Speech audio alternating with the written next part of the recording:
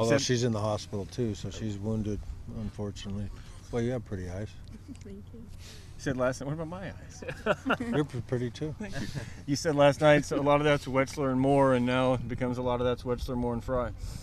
Well, yeah, and you know, you look at their numbers. We didn't expect Fry to be easy today. I mean, for a Sunday starter, you know, he's back from his surgery. He's had a full almost 2 years, I guess, and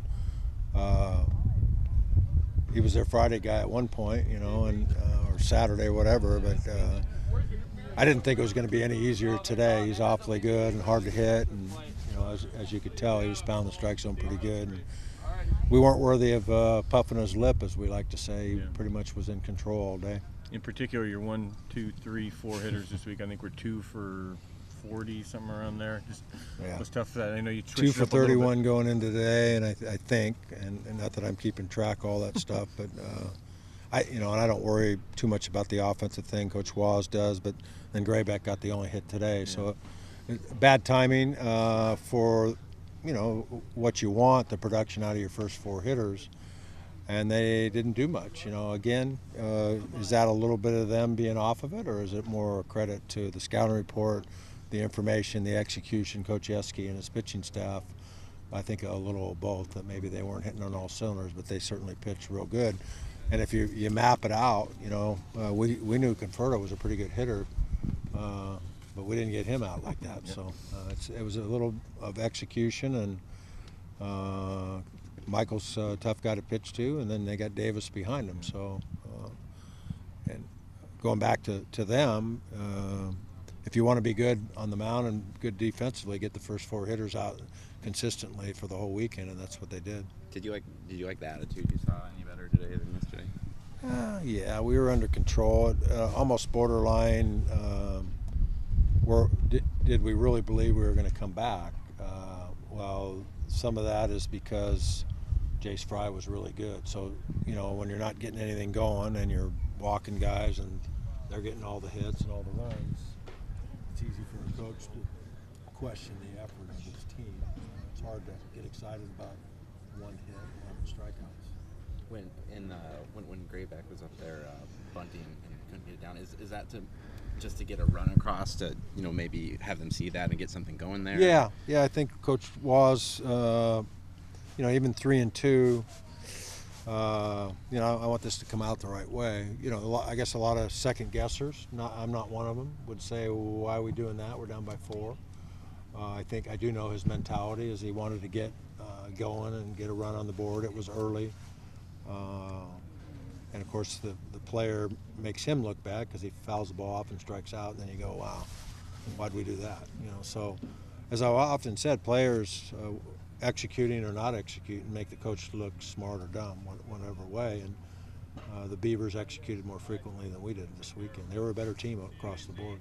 How's your guys' psyche? I mean, you worry I don't know. 4 We'll have series to left? stick a thermometer, you know, somewhere. I think they're pretty resilient. You know, we hit rock bottom pretty much emotionally in the Seattle deal. The good news is we don't have to come right back and play on Tuesday. We've got some days to get back on the horse practice-wise. They've never, ever given in to getting up off the deck and doing something about it, and I don't suspect this group will do that at this point. Me and the staff will do everything we can to get them back on their own side.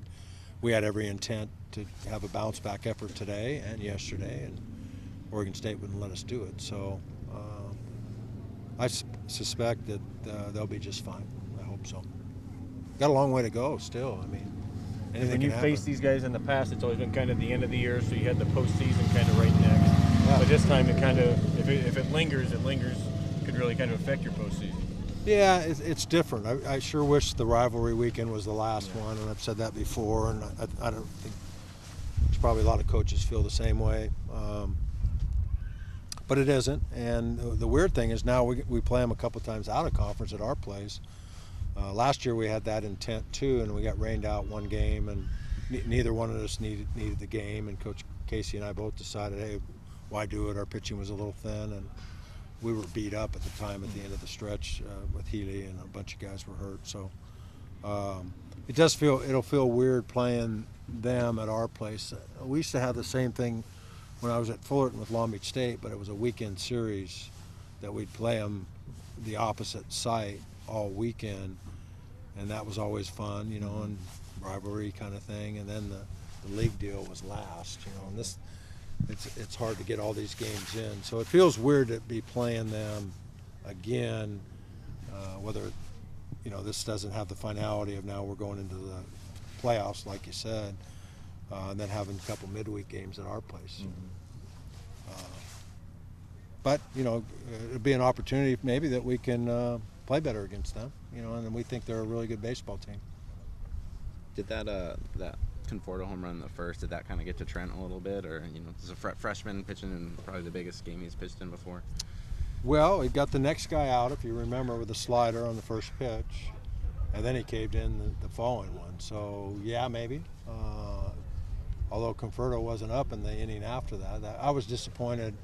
It was really neat to see him come back and get Davis on the first pitch, but then the 2 walks and 2 hit batters created the crooked number that I don't know if the home run had any hangover effect or just the freshman-itis or the environment or whatever, but certainly the stuff hit the fan at that point for him. You guys have had a lot of pitchers come in unexpected spots this year. You know, Gold's on Saturdays now. You've had a bunch of Sunday guys. I mean, today excluded. I mean, these guys seem like they're ready to come in and perform for you guys. Yeah, we got a lot of good arms, you know, and I don't know many staffs that can lose a guy like Cole Irvin and Matt Crook and then sustain that in a conference like the PAC. And if anybody can do it, we can in the depth. And Trent wasn't very good today, but and I didn't like the way some of the pitches were executed over the weekend. But you know, we're still 31-13, I guess. And is that what our record is? Yep. Right.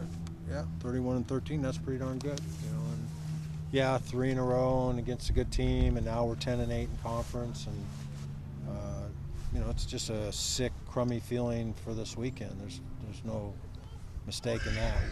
We got beat by a better baseball team and outcoached this weekend, and we'll have to live with that.